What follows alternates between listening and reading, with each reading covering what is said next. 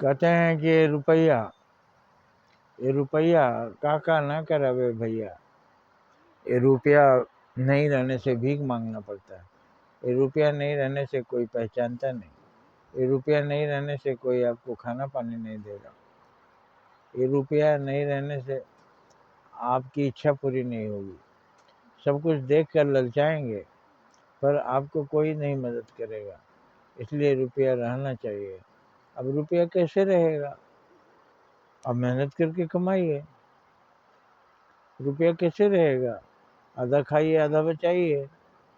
सब खा जाएंगे, कर्जा लेके भी खा जाएंगे तो आपके पास रुपया कहाँ से रहेगा? तो बचाइए। एक बुढ़िया ने एक मुर्गी और एक अंडा डेली खाती थी।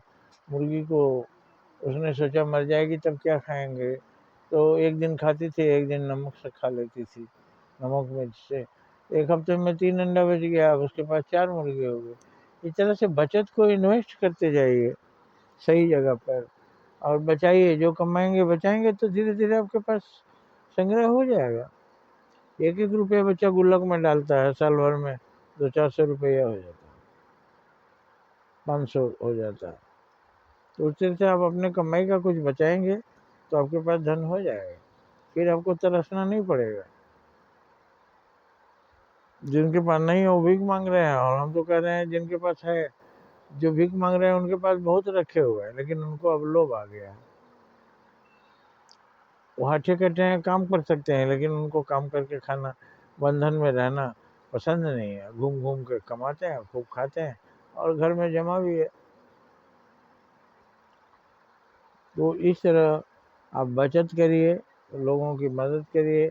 आपके पास नहीं रहेगा तो आप ना अपनी मदद कर सकते हैं ना दूसरों की। और आपके पास कैसे रहेगा? बचत से रहेगा। आपने क्या कमाया ये नहीं कोई पूछेगा, ना इससे आपकी वैल्यू बढ़ेगी। आपकी वैल्यू बढ़ेगी आपने कितना बचाया, और जो बचाया वही धन आपको दिखता है कि आप धनवान हैं। अगर आप बचाएंगे नहीं, धन होगा नहीं, तो आपको धनवान कौन बोलेगा? आप जो कमाएंगे वो खा जाएंगे और कर्जा लेके खा जाएंगे, तो दरिद्र नारायण कहलाएंगे, गरीब हो जाएंगे, लाचार हो जाएंगे। इसीलिए हमारी शुभकामना है आप लाचार न बने। जो कुछ भी कमाते हैं उसमें से कुछ बचाइए। फिजूल खर्ची मत कीजिए, किसी के ताम में मत आइए। लड़की को दहेज दे करके अच्छे घर में कर देंगे, वो लोभी के घर कर देंगे तो और मांगेगा, नहीं पाएगा तो उसकी हत्या कर देगा, उसको जला के मार देगा। आप वो पैसा जो उसको दहेज में देने वाले हैं उससे उसको पढ़ा दीजिए, कोई पद पर पहुंचा दीजिए। इंटर करके बैंकिंग में जाते हैं, उसको उधर दीजिए, प्रैक्टिस करके बैंक में कर्मचारी हो जाए, मैनेजर हो जाए।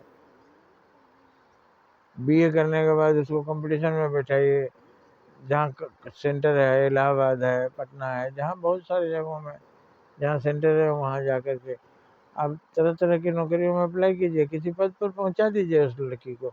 शादी उस पर छोड़ दीजिए, वो कर लेगी। जब वो बड़ी हो जाएगी, किसी पद पर पहुंच जाएगी, तो शादी जब उसकी मर्जी होगी वो कर लेगी। शादी को ज़बरदस्ती नहीं करना चाहिए कि उसको शादी कर दीजिए, और नहीं तो वो कहीं हाथ से निकल ना जाए। कहाँ निकल जाएगी? इसलिए बचत करके रुपए बचाइए और धनवान बनिए, लाचार मत बनिए। गलतियां मत करिए कि हाथ के तोते उड़ जाए, कि एक गलती से जो हाथ से पैसा निकल गया, ब्रह्म भोज में सारा धन खर्चा कर दिए, शादी में सारा पैसा दे दिए, लड़की सुखी रहेगी, मगर वो सुखी नहीं है, दुखी है। तो इस तरह से बुद्धिमानी से जीवन बिताएं, आप सुखी रहें, संपन्न रहें, किसी तरह का दुख ना हो आपको। यही मेरी शुभकामना। जय हिंद, जय भारत।